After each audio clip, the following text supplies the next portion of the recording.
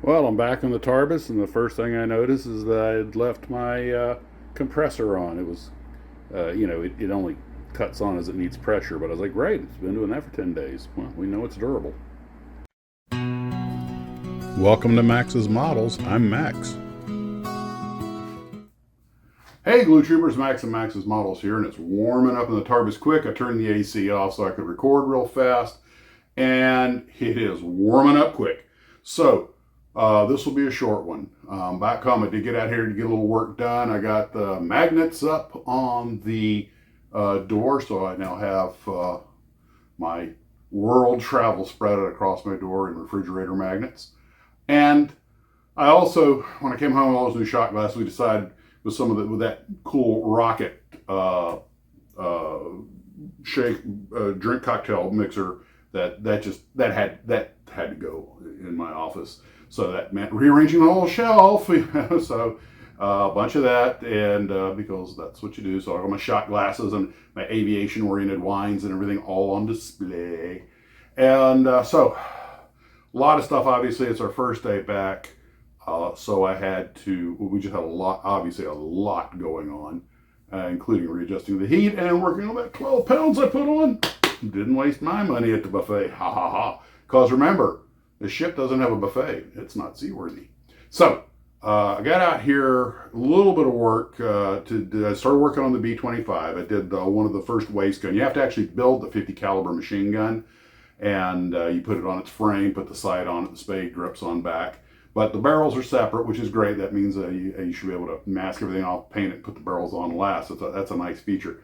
I was kind of surprised all the detail they had on some parts, and then like the bottom of the ammo tray, there's no detail, but you can't really see it. So they seem to have done a pretty good job of what you can see. It will be there, and stuff that you'll never see they didn't waste time with. So I certainly appreciate that. Good one on Hong Kong models. Of course, we won't know until the model's completely done, but I also did a little filing on the ship, the wooden cruiser, and it's the definition of trial and error, but the bow is starting to take shape, which I think is the hardest part, is probably going to be getting the bow shape right. I was also looking at my little infantry soldiers over there. I had a couple of pictures of the Tamiya infantry sent to me that'll be in the next viewer's build.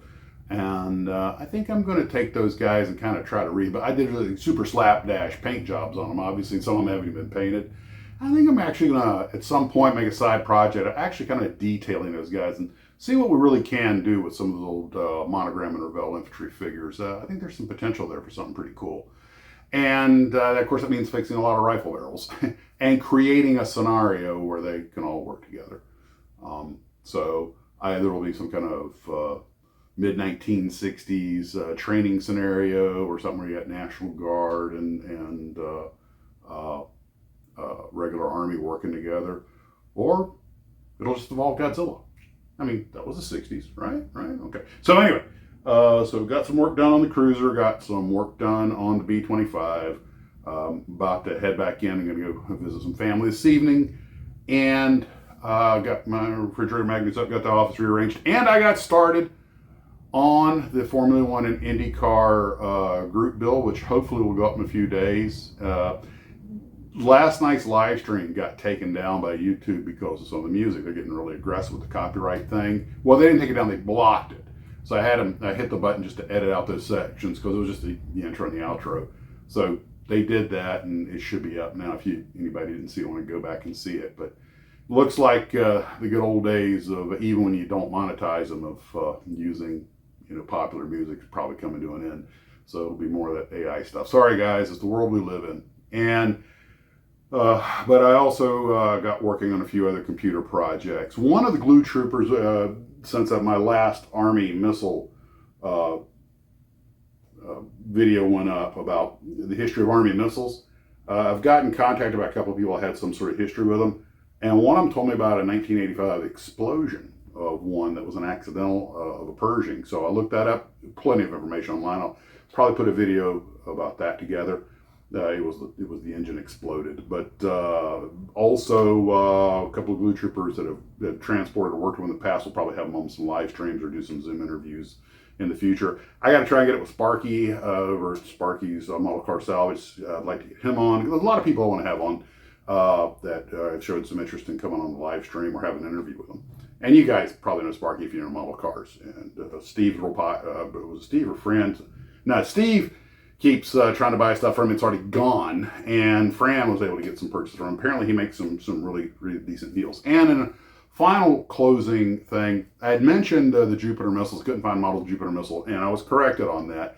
The Army Jupiter that the Air Force took over, not the Jupiter C, not the one that was launching the nose cones and was later used, modified and used to send up Telstar, or the Explorer 1. I'm talking about the little, almost devoid of any shape or external fins Jupiter missile, the short one that had just, it was just a tube with a nose cone because it used a gimbaled engine instead of fins. But anyway, Revell did put one out in 1-110, and it was also reissued with I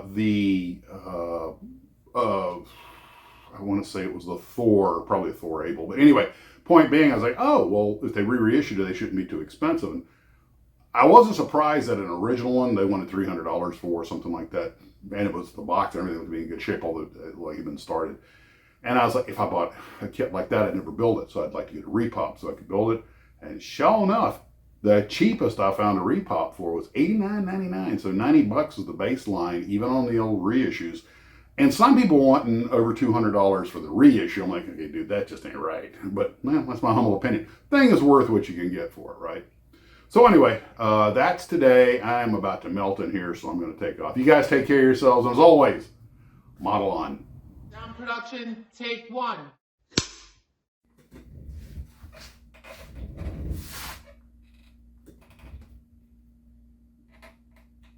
Maybe I'll just turn this light back on.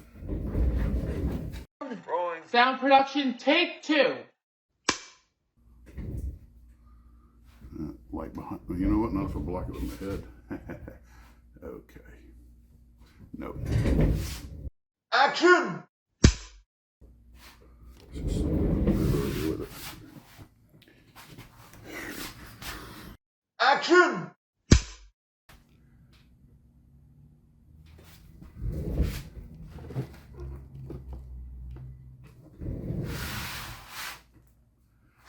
Action! Oh, is this thing running? Okay, that's a wrap.